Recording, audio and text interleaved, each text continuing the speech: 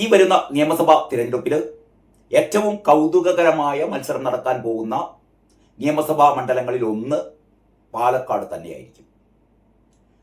പാലക്കാട് ഏറ്റവും പുതിയ വാർത്ത എന്ന് പറയുന്നത് നമ്മുടെ രമേശ് പിഷാരടി അല്ലേ, ചലച്ചിത്ര രംഗത്തും പിന്നെന്താ പറയുക ടെലിവിഷൻ ചാനലുകളിലൊക്കെ ഒരു നിറ സാന്നിധ്യമായ രമേശ് പിഷാരടിയാണ് കോൺഗ്രസിന് വേണ്ടി പാലക്കാട് മത്സരിക്കുന്നത് എന്നുള്ളതാണ് ഏറ്റവും പുതിയ വിവരം. രമേശ് പിഷാരടി അവിടെ മത്സരിച്ചാൽ എന്താണ് സംഭവിക്കാൻ പോകുന്നത്? നമ്മൾ നോക്കേണ്ടത് അവിടെ BJP സ്ഥാനാർത്ഥിയായി വരുന്നത് ശോഭാ സുരേന്ദ്രൻ ആയിരിക്കും എന്നുള്ളതാണ് മറ്റൊരു വാർത്ത. പാലക്കാട് BJPക്ക് വേണ്ടിയിട്ട് ശോഭാ സുരേന്ദ്രൻ കളത്തിലിറങ്ങുകയും കോൺഗ്രസ് സ്ഥാനാർത്ഥിയായി രമേശ് പിഷാരടി വരികയും ചെയ്താൽ അവിടെ CPMന്റെ സ്ഥാനാർത്ഥിക്ക് വലിയ റോളൊന്നുമില്ല കേട്ടോ. കാരണം അത് നമുക്കൊക്കെ അറിയാവുന്ന കാര്യമാണ്. അവിടെ CPM മൂന്നാം സ്ഥാനത്ത് നിൽക്കുന്ന CPMനെ സംബന്ധിച്ചിടത്തോളം CPMന് പ്രത്യേക റോളൊന്നും വരാനില്ല. അല്ലെങ്കിൽ ആ രീതിയിലുള്ള സ്ഥാനാർത്ഥി വരണം. ആ രീതിയിൽ സഖാക്കളുടേതല്ലാത്ത അല്ലെങ്കിൽ CPMന്റെ പാർട്ടി വോട്ടുകളല്ലാത്ത ഒരു നിഷ്പക്ഷരുടെ വൻ വോട്ടുകൾ ലഭ്യമാക്കത്തക്ക ഒരു സ്ഥാനാർത്ഥി അവിടെ വരണം. അതിന് യാതൊരു സാധ്യതയുമില്ല. അപ്പോൾ ഈ സാഹചര്യത്തിൽ എന്താണ് സംഭവിക്കാൻ പോകുന്നത്? ഇവിടെയാണ് നമ്മൾ നേരത്തെയൊക്കെ പറഞ്ഞു കേട്ടിരുന്നത് രാഹുൽ മാങ്കൂട്ടമാണല്ലോ ഇപ്പോഴത്തെ MLA. രാഹുൽ മാങ്കൂട്ടത്തെ കോൺഗ്രസ് എന്തായാലും ഈ 2 മാസത്തിനുള്ളിൽ പാർട്ടിയിലേക്ക് തിരിച്ചെടുക്കാനുള്ള ഒരു സാധ്യതയില്ല. അപ്പം പിന്നെ പറഞ്ഞു കേട്ടിരുന്നത് രാഹുൽ സ്വതന്ത്രനായി മത്സരിക്കാൻ പോകുന്നു. അങ്ങനെ ഒരു വാർത്ത അല്ലെങ്കിൽ അങ്ങനെ ഒരു വിവരം രാഷ്ട്രീയ മണ്ഡലങ്ങളിലൊക്കെ നിറഞ്ഞു നിന്നിരുന്നു. അതായത് കോൺഗ്രസ് ഇന്നത്തെ പ്രത്യേക സാഹചര്യത്തിൽ കോൺഗ്രസിനറിയാം, കോൺഗ്രസിലെ ആൾക്കാർക്ക് നേരത്തെ രാഹുലിനെ തള്ളിപ്പറഞ്ഞവർ പോലും ഇപ്പോൾ രാഹുലിനൊപ്പമാണ്. കാരണം രാഹുലിനെ ഒരു സ്ത്രീ പീഡകനാക്കി മാറ്റാൻ ഗൂഢാലോചന നടത്തിയത് CPMനുള്ളിലെ ഉന്നതരിൽ ചിലരാണ് എന്നുള്ളത് ഇപ്പോൾ എല്ലാവർക്കും മനസ്സിലായ ഒരു കാര്യമാണ്. ഇതിനു വേണ്ടി ചില സ്ത്രീകളെയൊക്കെ രംഗത്തിറക്കി അവരെ കൊണ്ട് രാഹുലിനെതിരെ വ്യാജ ആരോപണങ്ങൾ ഉയർത്തി അവസാനം അതൊക്കെ ഹൈക്കോടതി വരെ എത്തി അല്ലേ. ഹൈക്കോടതി ഉൾപ്പെടെ ഹൈക്കോടതിയുടെ സാധാരണ മുൻകൂർ ജാമ്യമല്ല രാഹുലിന് കൊടുത്തത്, വളരെ ക്ലിയർ ആയിട്ട്. അതായത് രാഹുലിനെതിരെ ഉന്നയിക്കപ്പെട്ട ആരോപണങ്ങൾ ഓരോന്നും ചികഞ്ഞുകൊണ്ട് രാഹുൽ ഒരു തരത്തിലുള്ള സ്ത്രീ പീഡനങ്ങളും നടത്തിയിട്ടില്ല, ബലാത്സംഗം നടത്തിയിട്ടില്ല, നിർബന്ധിത ഗർഭചിത്രം നടത്തിയിട്ടില്ല, സാമ്പത്തിക ചൂഷണം നടത്തിയിട്ടില്ല, ഒക്കെ പറഞ്ഞത് ഹൈക്കോടതിയാണ്. മറ്റു രണ്ട് സെഷൻസ് കോടതികൾ മറ്റു 2 പരാതികളിലും മുൻകൂർ ജാമ്യം കൊടുത്തു. ചുരുക്കി പറഞ്ഞാൽ രാഹുലിന് ക്ലീൻ സർട്ടിഫിക്കറ്റ് ആണ് ഈ കോടതികളൊക്കെ നൽകിയത്. ഈ സാഹചര്യത്തിൽ എന്തുകൊണ്ടും കോൺഗ്രസിന് രാഹുലിനെ തിരിച്ചെടുക്കാം. പക്ഷെ പ്രശ്നം എന്താണെന്ന് വെച്ചാൽ രാഹുലിനെ തിരിച്ചെടുത്താലും ഈ CPMകാരുടെ ഒരു സ്വഭാവം അവർ പിന്നാലെ കൂടും. ഇപ്പൊ ഈ 3 കോടതികളും രാഹുൽ എന്താ പറയാ ഒരു കുറ്റവും ചെയ്തിട്ടില്ല എന്നും രാഹുലിനെതിരെ ഉന്നയിക്കപ്പെട്ട ആരോപണങ്ങളൊക്കെ വ്യാജ ആരോപണങ്ങളാണ് എന്നും വളരെ ക്ലിയർ ആയിട്ട് പറഞ്ഞിട്ടും സൈബർ അറ്റാക്കുകൾ തുടരുകയാണ്. സൈബർ കടന്നലുകൾ CPMന്റെ ഈ സോഷ്യൽ മീഡിയ വിഭാഗം മുഴുവനും രാഹുലിനെതിരെ ഇങ്ങനെ പറഞ്ഞുകൊണ്ടിരിക്കുകയാണ്. അവർ വീണ്ടും ഈ 2ാമത്തെ പരാതിക്കാരി കൊണ്ട് വീണ്ടും എന്താ പറയാ ഇത് മുൻകൂർ ജാമ്യത്തിലെ വ്യവസ്ഥകൾ രാഹുൽ ലംഘിച്ചു, അതുകൊണ്ട് രാഹുലിനെ അറസ്റ്റ് ചെയ്യണം എന്നൊക്കെ പറഞ്ഞിട്ട് 2ാം പരാതിക്കാരി രംഗത്ത് വന്നിട്ടുണ്ട്. 1ാം പരാതിക്കാരിയുടെ ഭർത്താവിനെ രംഗത്തിറക്കിയിട്ടുണ്ട്. അങ്ങനെ ഈ പരാതിക്കാരികളെ കൊണ്ട് വീണ്ടും രാഹുലിനെ എങ്ങനെയെങ്കിലും പൂട്ടാനുള്ള ശ്രമങ്ങൾ നടത്തിക്കൊണ്ടിരിക്കുന്നു. ഈ സാഹചര്യത്തിൽ കോൺഗ്രസ് രാഹുലിനെ തിരിച്ചെടുത്താൽ അവർ പറയും ഈ സ്ത്രീ പീഡകനെ, ഇപ്പോഴും രാഹുലിനെ ഇവർ വിശേഷിപ്പിക്കുന്നത് CPMകാർ വിശേഷിപ്പിക്കുന്നത് സ്ത്രീ പീഡകൻ, ലൈംഗിക വൈകൃതക്കാരൻ എന്നൊക്കെ തന്നെയാണ്. നിങ്ങൾ ഈ കൈരളി TV ഒക്കെ കണ്ടാൽ അറിയാം. ഒരാവശ്യവുമില്ലാതെ കോൺഗ്രസിന് അടിക്കാനുള്ള ഒരു വടി ഇപ്പോഴും ഇവർക്ക് രാഹുൽ മാങ്കൂട്ടമാണ്.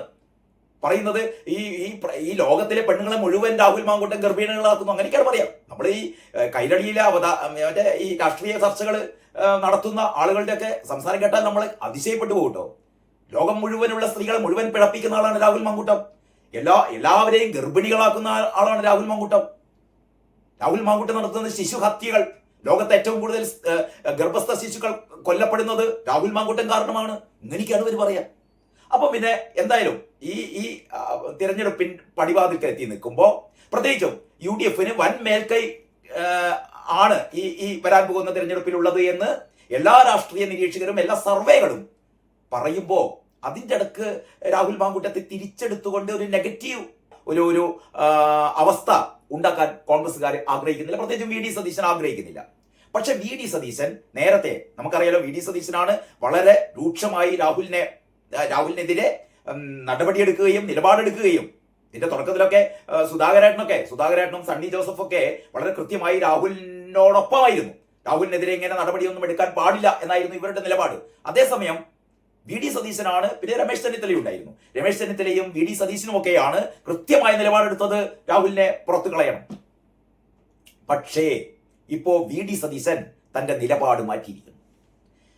വി ഡി സതീശന് രാഹുൽ മാങ്കൂട്ടത്തെ പാർട്ടിയിലേക്ക് തിരിച്ചെടുക്കണമെന്നുണ്ട്. പക്ഷേ ഇപ്പൊ തിരിച്ചെടുക്കില്ല. ഇലക്ഷൻ കഴിഞ്ഞ് UDF വൻ ഭൂരിപക്ഷത്തോടെ അധികാരത്തിൽ എത്തിക്കഴിഞ്ഞാൽ, എത്തുമെന്നുള്ളത് 100%, 100% 101% ഉറപ്പാണ്. UDF അധികാരത്തിൽ വരും. അധികാരത്തിൽ വന്നു കഴിഞ്ഞാൽ രാഹുൽ മാങ്കൂട്ടത്തെ പാർട്ടിയിലേക്ക് എടുക്കും. അപ്പം പിന്നെ ഈ CPM-കാർക്ക് ഒച്ചപ്പാടും ബഹളൊന്നും ഉണ്ടാക്കിയിട്ടൊന്നും കാര്യമില്ല, ഒരു കാര്യമില്ല. കാരണം ഭരണം UDF-ന് കിട്ടിക്കഴിഞ്ഞാൽ ഇവരുടെ ഈ പറയുന്ന കോപ്രായങ്ങളും ഈ പറയുന്ന എന്താ പറയാ പ്രതിഷേധങ്ങളും ഒന്നും വിലപ്പോവില്ല. അപ്പോഴാണ് നേരത്തെ വന്ന റിപ്പോർട്ടുകൾ അനുസരിച്ച് രാഹുൽ മാങ്കൂട്ടം പാലക്കാട് സ്വതന്ത്ര സ്ഥാനാർത്ഥിയായി മത്സരിക്കും. അതായത് രാഹുൽ മാങ്കൂട്ടത്തെ കോൺഗ്രസ് തിരിച്ചെടുക്കുകയും മത്സരിപ്പിക്കുകയും ചെയ്തില്ല എങ്കിൽ രാഹുൽ മാങ്കൂട്ടം സ്വതന്ത്ര സ്ഥാനാർത്ഥിയായി പാലക്കാട് മത്സരിക്കും എന്നുള്ളതായിരുന്നു നേരത്തെ കിട്ടിക്കൊണ്ടിരിക്കുന്ന റിപ്പോർട്ട്. കാരണം രാഹുൽ മാങ്കൂട്ടത്തിന് വേറെ വഴിയില്ല.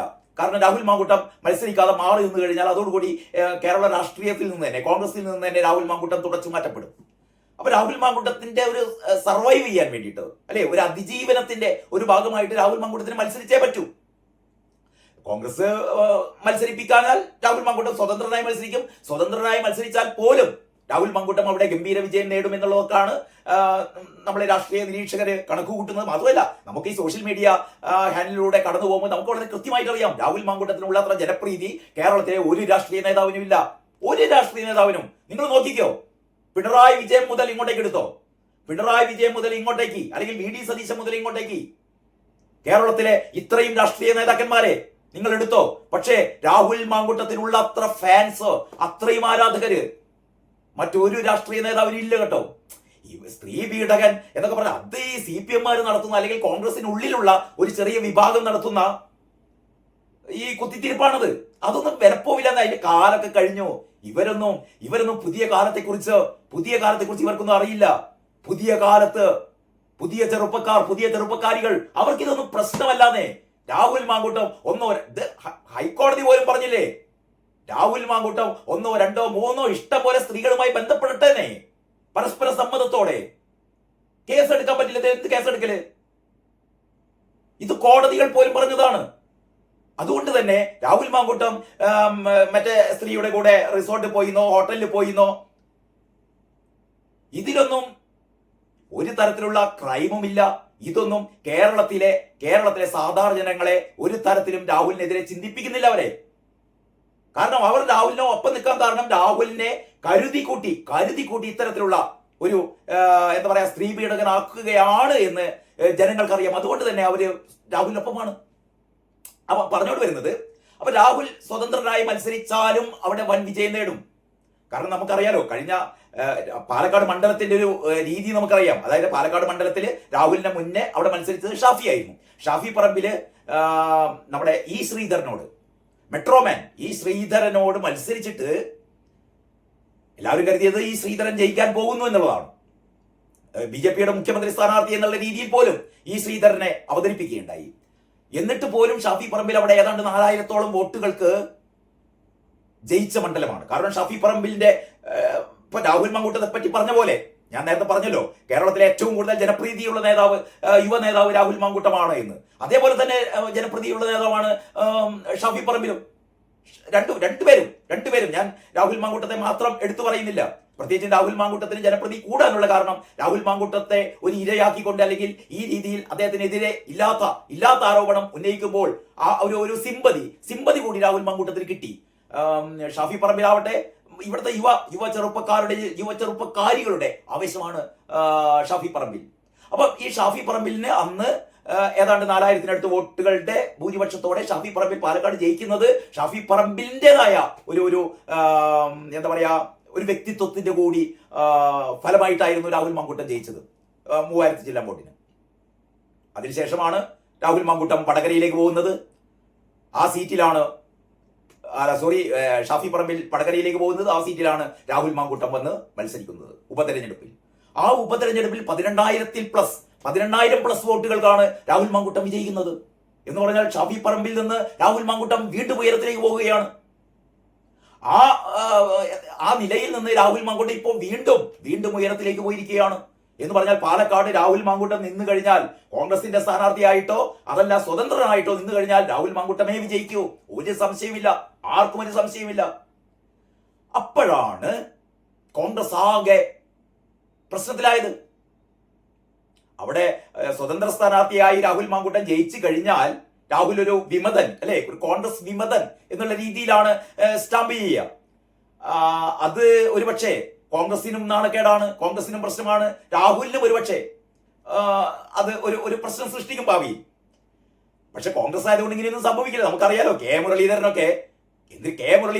മുരളീധരന്റെ പിതാവായ കെ കരുണാകരനും ഉൾപ്പെടെ കോൺഗ്രസ് വിട്ട് DIC രൂപീകരിച്ച് അല്ലെ.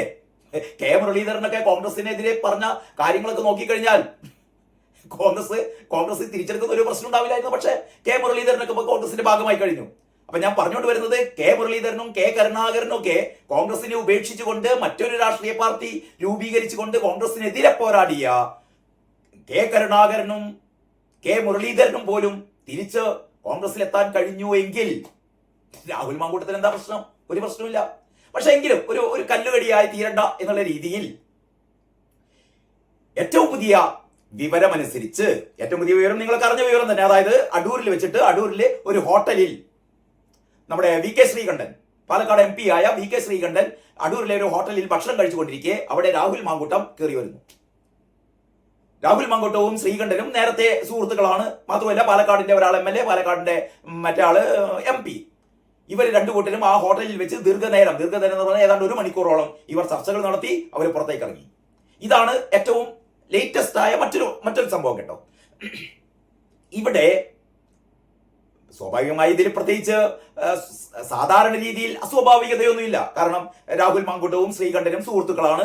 ഇവര് പരസ്പരം സംസാരിക്കാറുണ്ട്, പരസ്പരം കാണാറുണ്ട്. അവര് പരസ്പരം ഒരുമിച്ചിരുന്ന് ചായ കുടിച്ചു എന്ന് പറഞ്ഞാൽ അതിൽ പ്രത്യേകതയൊന്നുമില്ല കേട്ടോ. പക്ഷേ ഈ കൂടിക്കാഴ്ച അങ്ങനെ ആയിരുന്നില്ല. കാരണം VK ശ്രീകണ്ഠൻ നല്ല ഓട്ടത്തിലാണ്, നല്ല തിരക്കിലാണ്. കാരണം നമുക്കറിയാലോ, നമ്മുടെ VD സതീശന്റെ പുതുയുഗ യാത്ര ഇങ്ങനെ അടൂരിലൂടെ കടന്നു പോകുമ്പോഴാണ് ഇതിന്റെ ആ ജില്ലയുടെ കാര്യങ്ങളൊക്കെ നിർവഹിക്കുന്ന VK ശ്രീകണ്ഠൻ നല്ല തിരക്കിലാണ്. ആ തിരക്കിനിടയിൽ VK ശ്രീകണ്ഠൻ ഈ ഹോട്ടലിൽ ചായ കുടിക്കുന്നു. കുറച്ച് കഴിയുമ്പോഴത്തേക്ക് കാറിൽ ആര് വരുന്നു? രാഹുൽ മാങ്കൂട്ടം വരുന്നു. എനിക്ക് തോന്നുന്നത് VK ശ്രീകണ്ഠൻ രാഹുലിനെ വിളിച്ചു വരുത്തിയതാണ്. അങ്ങനെ രാഹുൽ മാങ്കൂട്ടം വരുന്നു. എന്തിനു വേണ്ടി രാഹുലിനെ വിളിച്ചു വരുത്തി? VD സതീശന്റെ ദൂതനായിട്ടാണ് ശ്രീകണ്ഠൻ എത്തുന്നത്. അതാണ് നമുക്ക് കിട്ടിയ ഏറ്റവും പുതിയ വിവരം. അതായത് ഒന്ന്, VD സതീശന് നേരിട്ട് രാഹുൽ മാങ്കൂട്ടത്തെ വിളിക്കാനോ നേരിട്ട് രാഹുൽ മാങ്കൂട്ടത്തെ കാണാനോ പറ്റില്ല. അങ്ങനെ എങ്ങാനും കണ്ടാൽ CPM വെറുതെ വിടുവോ? ഈ സതീശനെ മുഴുവനും, സതീശന്റെ ഒന്നില്ലാഞ്ഞിട്ട് പോലും സതീശനെതിരെ നുണയൻ സതീശൻ എന്നൊക്കെ പറഞ്ഞിട്ടാണ് ഇവിടെ CPM-കാര് മറ്റേ എന്താ പറയാ DYFI-കാര് ക്വിസ് കോമ്പറ്റീഷൻ നടത്തുന്നതും ഓരോ ദിവസവും സതീശന്റെ നുണകൾ എന്നൊക്കെ പറഞ്ഞിട്ട് ഇവര് സതീശനെതിരെ ആരോപണങ്ങൾ ഉയർത്തുന്നത്. ആ പ്രത്യേക സാഹചര്യത്തിൽ സതീശൻ ഒരിക്കലും രാഹുൽ മാങ്കൂട്ടത്തെ ഒരു പൊതുവേദിയല്ല, ഇത്തരത്തിലുള്ള ഒരു പൊതു ഇടത്തിൽ വെച്ചിട്ട് എവിടെയാണെങ്കിലും എന്ത് രഹസ്യ സന്ദർശനാണെങ്കിലും ഈ ഇപ്പോഴത്തെ കാലത്ത് ഒരു മീഡിയയുടെയും കണ്ണുവെട്ടിക്കാതെ അങ്ങനെ രഹസ്യ സന്ദർശനം നടത്താനൊന്നും പറ്റില്ല. അപ്പൊ ഏതായാലും VD സതീശൻ അതിന് നിൽക്കാതെ തന്റെ ദൂതനായി ശ്രീകണ്ഠനെ വിടുകയാണ്. അങ്ങനെ VD സതീശന്റെ ദൂതനായ ശ്രീകണ്ഠനും രാഹുൽ മാങ്കൂട്ടവും തമ്മിൽ 1 മണിക്കൂർ, നിങ്ങൾ ആലോചിക്കണം, ഈ തിരക്കിനിടയിൽ 1 മണിക്കൂർ ചർച്ച ചെയ്തു എന്ന് പറഞ്ഞാൽ ഇതൊരു സൗഹൃദ സംഭാഷണമല്ല, ഇതൊരു രാഷ്ട്രീയ സംഭാഷണമാണ്. VD സതീശന്റെ പ്രത്യേക നിർദ്ദേശം. കാരണം അവിടെ സ്വതന്ത്ര സ്ഥാനാർത്ഥിയായി മത്സരിക്കരുത്. ഞങ്ങൾ അവിടെ ഇറക്കുന്നത് ആരെയാണ്? രമേശ് പിഷാരടിയെയാണ്. രമേഷ് പിഷാരടി അവിടെ നമ്മൾ മത്സരിക്കാൻ പോവുകയാണ്. അവിടെ ഒരിക്കലും രാഹുൽ മാങ്കൂട്ടം എതിർ സ്ഥാനാർത്ഥിയായി, ഒരു വിമത സ്ഥാനാർത്ഥിയായി മത്സരിക്കരുത്. അവിടെ രമേഷ് പിഷാരടി മത്സരിക്കുകയും രാഹുൽ മാങ്കൂട്ടം സ്വതന്ത്ര സ്ഥാനാർത്ഥിയായി മത്സരിക്കുകയും ചെയ്താൽ രാഹുൽ മാങ്കൂട്ടമായിരിക്കും വിജയിക്കുക, ഒരു സംശയം വേണ്ട. രമേഷ് പിഷാരടി ജനങ്ങളെയൊക്കെ ചിരിപ്പിക്കും എന്നുള്ളതല്ലാതെ രാഹുൽ മാങ്കൂട്ടത്തിന്റെ അടുത്തുപോലും രമേഷ് പിഷാരടി എത്തില്ല. ഇതൊക്കെ വി ഡി സതീശനും അറിയാം, ശ്രീകണ്ഠനും അറിയാം, കോൺഗ്രസിലെ എല്ലാവർക്കും അറിയാം. അപ്പോൾ രാഹുൽ മാങ്കൂട്ടത്തോട് പറഞ്ഞു, ചെയ്യരുത്, സ്വതന്ത്ര സ്ഥാനാർത്ഥിയായി മത്സരിക്കരുത്, മാറി നിൽക്കണം. പക്ഷേ അങ്ങനെ മാറി നിന്നാൽ ഈ തെരഞ്ഞെടുപ്പ് കഴിഞ്ഞാൽ തീർച്ചയായും UDF അധികാരത്തിലേക്ക് വരും. അക്കാര്യത്തിൽ രാഹുൽ മാങ്കൂട്ടത്തിനും സംശയമില്ല. അങ്ങനെ UDF അധികാരത്തിൽ വന്നു കഴിഞ്ഞാൽ, കോൺഗ്രസ് അധികാരത്തിൽ എത്തിക്കഴിഞ്ഞാൽ രാഹുലിനെ തിരിച്ചെടുക്കും. രാഹുലിന് അതാണ് വേണ്ടത്. കാരണം രാഹുലിനെ പുറത്താക്കിയപ്പോൾ പോലും രാഹുൽ പറഞ്ഞത്, കോൺഗ്രസിൽ നിന്ന് എന്നെ പുറത്താക്കി ശരി തന്നെ, പക്ഷെ എന്നിലെ കോൺഗ്രസുകാരനെ പുറത്താക്കാൻ എനിക്ക് കഴിയില്ലല്ലോ എന്ന് പറയുന്ന ഏറ്റവും ഞാൻ സംശുദ്ധനായ കോൺഗ്രസുകാരനാണ് എന്ന് പ്രഖ്യാപിച്ച രാഹുൽ മാങ്കൂട്ടൻ കേൾക്കാൻ ആഗ്രഹിച്ചതാണ് VK ശ്രീകണ്ഠൻ പറഞ്ഞത്. ഈ തെരഞ്ഞെടുപ്പ് കഴിഞ്ഞാൽ, ഈ നിയമസഭാ തെരഞ്ഞെടുപ്പ് കഴിഞ്ഞാൽ രാഹുലിനെ കോൺഗ്രസിലേക്ക് തിരിച്ചെടുക്കും, ഒരു സംശയം വേണ്ട. തിരിച്ചെടുക്കുക മാത്രമല്ല, അത് കഴിഞ്ഞുള്ള പാർലമെന്റ് തെരഞ്ഞെടുപ്പിൽ രാഹുൽ മാങ്കൂട്ടത്തെ മത്സരിപ്പിക്കും. ഷാഫി പറമ്പിൽ എങ്ങനെയാണോ മത്സരിപ്പിച്ച് വിജയിപ്പിച്ചത്, അതേപോലെ രാഹുൽ മാങ്കൂട്ടത്തെ പാർലമെന്റ് തെരഞ്ഞെടുപ്പിൽ മത്സരിച്ച് വിജയിപ്പിക്കും. അത്തരമൊരു ഉറപ്പാണ് ശ്രീകണ്ഠൻ കൊടുത്തത് എന്നാണ് നമുക്ക് മനസ്സിലാക്കാൻ കഴിയുന്നത്. അപ്പോൾ ആ രീതിയിൽ രാഹുൽ മാങ്കൂട്ടം ഇത് കേട്ടപ്പോൾ രാഹുൽ മാങ്കൂട്ടം വളരെ തൃപ്തനായി. താൻ ഒരു വിമത സ്ഥാനാർത്ഥിയായി നിന്ന്, സ്വതന്ത്ര സ്ഥാനാർത്ഥിയായി നിന്ന് മത്സരിച്ച് ജയിച്ചാലും അതിനേക്കാൾ മികച്ച ഓഫറാണ് കിട്ടിയത്. ഇപ്പോൾ നിശബ്ദനായിരിക്കുക, കോൺഗ്രസ് തിരിച്ചെടുക്കും, കോൺഗ്രസിൽ തിരിച്ചു വരാം. അത് കഴിഞ്ഞിട്ട്, കാരണം രാഹുൽ മാങ്കൂട്ടം എന്ന് പറയുന്ന കോൺഗ്രസ്സുകാരനെ ഒരു തരത്തിലും ചവിട്ടിത്തരത്തൊന്നും പറ്റില്ല കേട്ടോ. കാരണം ആ ജനസിൽപ്പെട്ട നേതാവാണ് രാഹുൽ മാങ്കൂട്ടം. പിണറായി വിജയനെ പുറത്തു നോക്കി എടോ പിണറായി വിജയ എന്ന് വിളിക്കാൻ തന്റെ ഇടം കാട്ടിയ, കോൺഗ്രസിനുള്ളിലെ VD സതീശനേക്കാൾ, രമേശ് ചെന്നിത്തലയേക്കാൾ, സുധാകരേട്ടനേക്കാൾ, സണ്ണി ജോസഫിനേക്കാൾ, K മുരളീധരനേക്കാൾ തീപ്പൊരി നേതാവാണ് രാഹുൽ മാങ്കൂട്ടം. ഒരുപക്ഷെ വരും വർഷങ്ങളിൽ കേരളത്തിന്റെ മുഖ്യമന്ത്രിയായി നമുക്ക് രാഹുൽ മാങ്കൂട്ടത്തെ കാണാം. അപ്പോൾ രാഹുൽ മാങ്കൂട്ടം കോൺഗ്രസിലേക്ക് തിരിച്ചു വരും. എപ്പോൾ? ഇലക്ഷൻ കഴിഞ്ഞാൽ കോൺഗ്രസ് ഉചിതമായ സ്ഥാനങ്ങൾ കൊടുക്കും. അതിൽ ഏറ്റവും പ്രധാനം പാർലമെന്റ് തെരഞ്ഞെടുപ്പിൽ മത്സരിപ്പിക്കും. അതിനു മുമ്പ് തന്നെ രാഹുൽ മാങ്കൂട്ടത്തിന് എന്താണോ ആഗ്രഹം, ആ രീതിയിലുള്ള വ്യത്യസ്തങ്ങളായ ബോർഡുകളൊക്കെ നിലവിൽ വരും. ബോർഡിന്റെ അധ്യക്ഷനാക്കാം, അല്ലെങ്കിൽ ഈ കോൺഗ്രസ് പാർട്ടിയിൽ തന്നെ ഏറ്റവും പ്രമുഖമായ സ്ഥാനം കൊടുക്കാം. ആ രീതിയിലൊക്കെ രാഹുൽ മാങ്കൂട്ടത്തെ കോൺഗ്രസിനുള്ളിലേക്ക് ഏറ്റവും എന്താ പറയാ, ഏറ്റവും ശക്തനായ ഒരു രാഹുൽ മാങ്കൂട്ടത്തെ കോൺഗ്രസിനുള്ളിലേക്ക് എടുത്തുകൊണ്ട് ആ രീതിയിലേക്ക് മാറ്റാൻ കോൺഗ്രസ് തയ്യാറാണ് എന്നുള്ള ഒരു ദൗത്യമാണ് ശ്രീകണ്ഠൻ നിർവഹിച്ചത്. രാഹുൽ മാങ്കൂട്ടം അത് സ്വീകരിച്ചു. ഇതൊക്കെ നമുക്ക് അതിനുശേഷം ഈ 24 ന്യൂസ് ചാനലാണോ ഈ വിവരം ആദ്യം പുറത്തുവിടുകയും അത് കഴിഞ്ഞിട്ട് ശ്രീകണ്ഠനുമായി സംസാരിക്കുകയും രാഹുൽ മാങ്കൂട്ടവുമായി സംസാരിക്കുകയും ഈ ചർച്ച കഴിഞ്ഞ് വരുന്ന രാഹുൽ മാങ്കൂട്ടത്തോട് ഈ 24ന്റെ ലേഖകൻ ചോദിക്കുന്നുണ്ട് ഈ ചർച്ചയെ പറ്റിയിട്ട്. അപ്പോൾ രാഹുൽ മാങ്കൂട്ടത്തിന്റെ ബോഡി ലാംഗ്വേജ് കണ്ടാൽ മതി. രാഹുൽ മാങ്കൂട്ടം വളരെ സാറ്റിസ്ഫൈഡ് ആണ്, വളരെ പോസിറ്റീവായ, വളരെ ആവേശത്തോടെയാണ്, വളരെ ത്രില്ലിലാണ് സംസാരിക്കുന്നത്, ശക്തനായിട്ടാണ് സംസാരിക്കുന്നത്.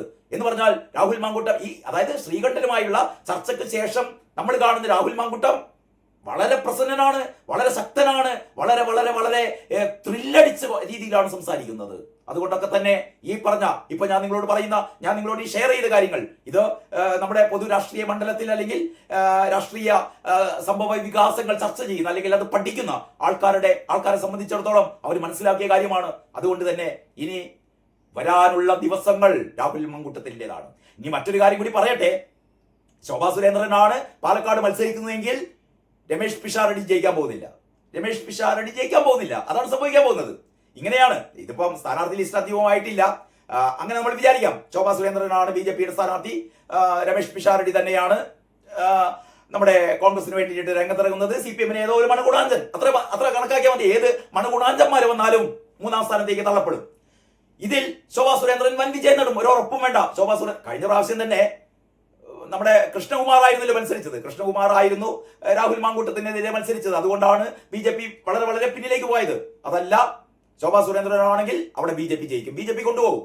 അപ്പോൾ വേറൊരു കാര്യം കൂടി കോൺഗ്രസ്സുകാർക്ക് മനസ്സിലാവും. രാഹുൽ മാങ്കൂട്ടത്തെ മാറ്റി നിർത്തിയാൽ ആ സീറ്റ് പോയി.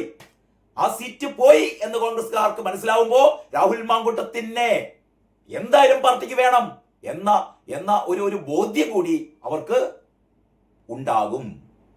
അപ്പോൾ അങ്ങനെയൊക്കെയാണ് പാലക്കാട്ടെ സ്ഥിതിഗതികൾ. പാലക്കാട്ടെ സസ്പെൻസുകൾ ഇനിയും അവസാനിക്കുന്നില്ല. ഈ സ്ഥാനാർത്ഥി പ്രഖ്യാപനം വരും വരെ അതിങ്ങനെ തുടർന്നുകൊണ്ടിരിക്കും. ബാക്കി വിശേഷങ്ങളൊക്കെ നമുക്ക് അടുത്ത വീഡിയോയിൽ ചർച്ച ചെയ്യാം. അതുവരെ എല്ലാവർക്കും നന്ദി, നമസ്കാരം.